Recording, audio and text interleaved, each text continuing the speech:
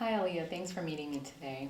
Hi, Monica. Thank you for taking the time to talk. Of course, yeah. So I just wanted to meet with you today to talk to you about your mother.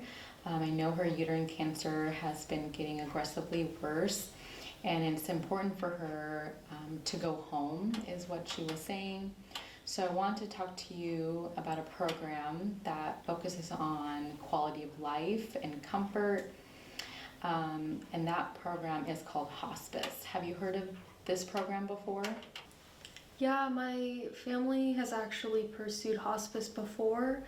My grandmother was on hospice, but we didn't really have a good experience with it. The workers were kind of rude, and I don't feel that they honored my grandmother's wishes. And my family kind of believes that it made her death come faster, so we're really apprehensive towards pursuing it.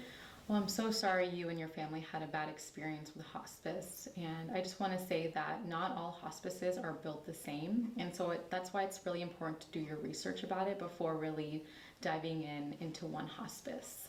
And it's actually shown that people who enter onto hospice sooner can actually live longer and have a better quality of life. So if your mother were to choose hospice, you and your family could have more quality time with your mother at the end. What does hospice look like day to day? Like, what does it actually entail? Hospice is made up of an interdisciplinary team, or IDT, that includes a hospice physician who oversees the patient's care. We also have a registered nurse on board who will be seeing the patient in their home, whatever they call home. And they'll do things like wound care, check up on medications, things like that. We have a hospice aide. They'll do things like bathing, dressing, activities of daily life is what we call them. And social workers are also available. They'll provide emotional support and resources, such as if a patient needs help filling out an advance directive. And then we also have volunteers.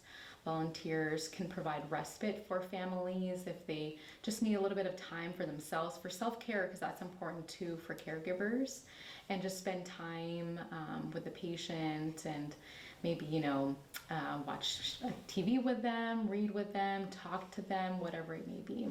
We also have spiritual care counselors, and they are non-denominational, so they respect any religion or culture, or even if the patient has no religion or doesn't have any cultural needs, they respect all walks of life. Some hospices also have a program where the team will follow the family of a loved one who's passed for several months after the death. They have emotional support and also support groups that the family can go to if they need that extra support. This was all really good information to have. Thank you. But what if my mother wants to go back and pursue treatment again? Or we just decide that we don't really want to be on services anymore because we don't really feel like it's for us? I just want to emphasize that anyone who chooses hospice services, they're not stuck. So if your family and your mother choose to be on that program, you can revoke at any time and leave the program. You've given me a lot to think about. Thank you for sitting down and taking the time to talk with me. Yeah, of course. I think we're gonna take some time to discuss and see what my mother really wants to do. Yeah. And I'll come back to you if I have any questions. Yeah, please do. You can call us anytime. And I do have some brochures and a little booklet here for you to look over and see if that would be a good choice for you and your family. Okay, thank you so much. Yeah, no problem.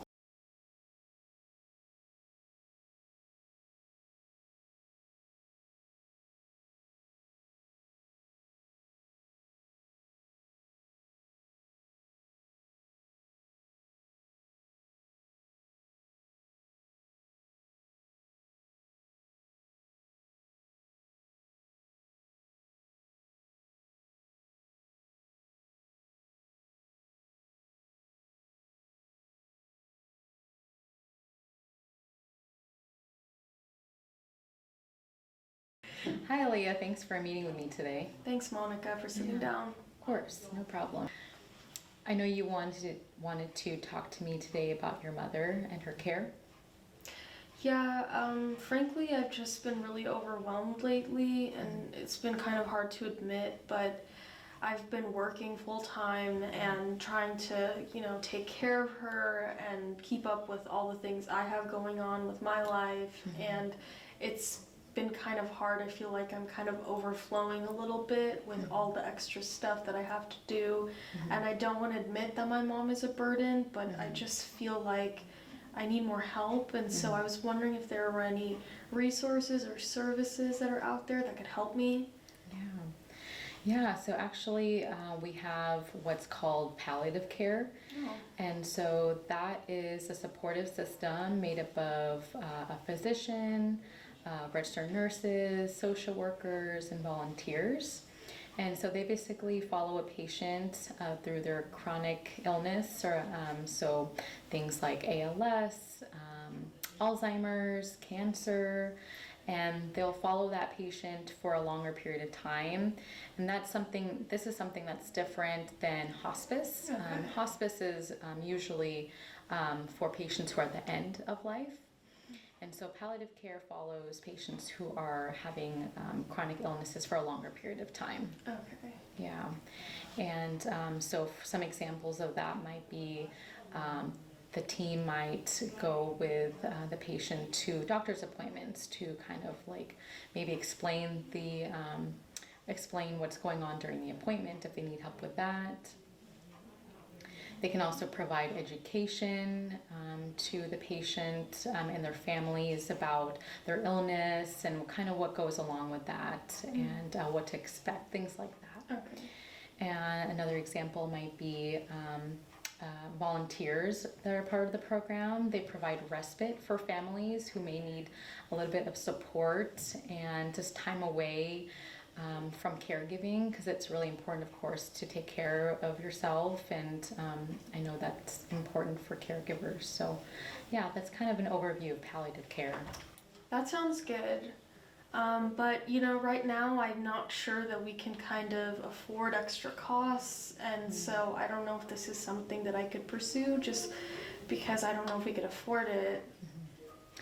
Yeah, so actually all organizations are different. Different palliative care services have different ways that they bill. Some organizations are independent of insurance, whether you have it or not, they will cover it.